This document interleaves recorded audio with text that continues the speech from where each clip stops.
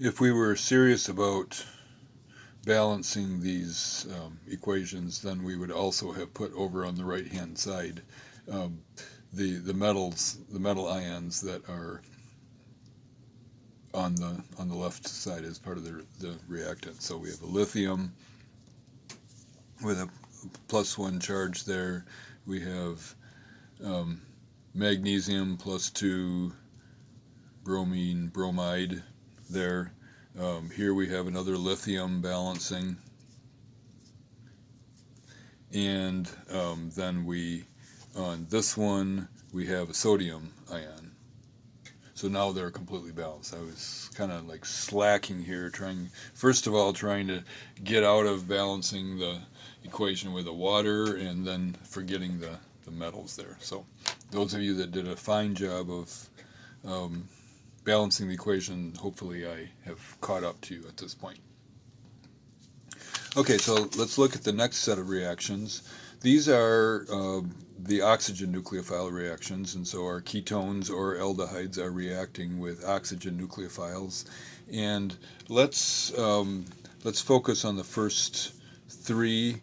This one's a little bit different, and I just want you to see the features of these three that are the same. So here we're starting with our ketone reacting with an alcohol to give this product, and then in a second step this product reacts with another alcohol to give this product. So let's make sure that everything's balanced here in the first step. 1, 2, 3, 4 carbons, 1, 2, 3, 4 carbons, 1, 2 oxygens is giving 2 oxygens, and then let's look at our hydrogens. 3, 6, 9, 10. 3, 6, 9, 10. So this first reaction is completely balanced. Then let's look at this reacting with the alcohol to give the final product. So we have 1, 2, 3, 4, 5 carbons. 1, 2, 3, 4, 5 carbons. So that the carbons balance. And we have 1, 2 oxygens. And we have 1, 2, no, we have 3 oxygens, sorry. 1, 2, 3 oxygens in the 2 reactants, and then we only have 2 oxygens in the product. So we're missing an oxygen in the product. And then let's count up our hydrogens. 3, 6, 9, 10, 11, 12, 13, 14 hydrogens in our reactants. And in our products we have 3, 6, 9, 12. So we're missing 2 hydrogens and an oxygen, and so balancing this equation, then we would be adding a water. And you'll see that the same thing is true for the next two, is that we're going to have to add a water molecule to balance the equation there. And so then let's see, now we're converting this methyl alcohol and acetone into this final product and water, but we're adding methyl alcohol twice. And so if we are going to balance this whole, or if we're going to see what happens overall in this reaction, we need to see what has changed from this, and this to these two things together. So bonds broken, and then bonds formed.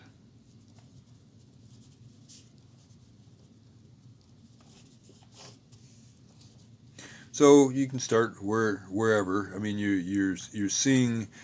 First of all, you started out with a sigma bond, a carbon oxygen sigma bond, and a carbon oxygen pi bond there to begin with, and then we ended up with 2 carbon oxygen sigma bonds. So you can see what's going on here. You can see that the methyl group is attached to the oxygen, and it's still is attached to an oxygen, so we don't see any change there. But we do see that the OH bond is broken. this OH bond and this OH bond no longer exist. Here are these oxygens, and there are no hydrogens there. So we have broken two OH bonds. And then we formed a water molecule, which we had to form two OH bonds. So we're breaking two OH bonds and forming two new OH bonds. And then we used to have a CO double bond, and so we're breaking this CO double bond and we're replacing it with two new CO single bonds.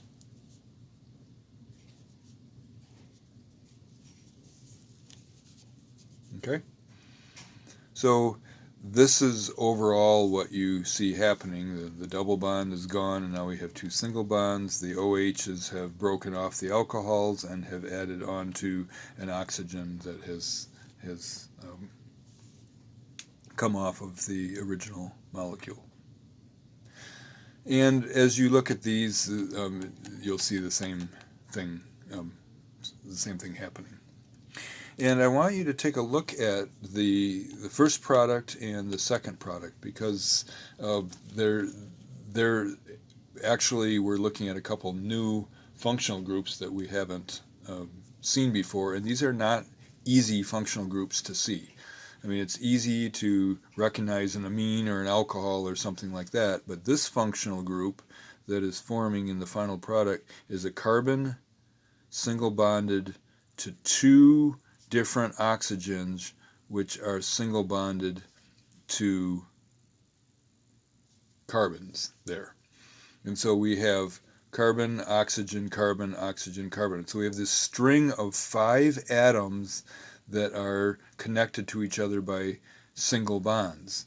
And that is not necessarily easy to see, especially if it's spread out over, as part of a molecule. You might recognize this as an ether, and you recognize this as an ether. And that's exactly how you are going to come up with this functional group. It is a carbon that is bonded, that has 2 ether linkages. So it's bonded to this ether and it's bonded to that ether. And that functional group is called an acetal.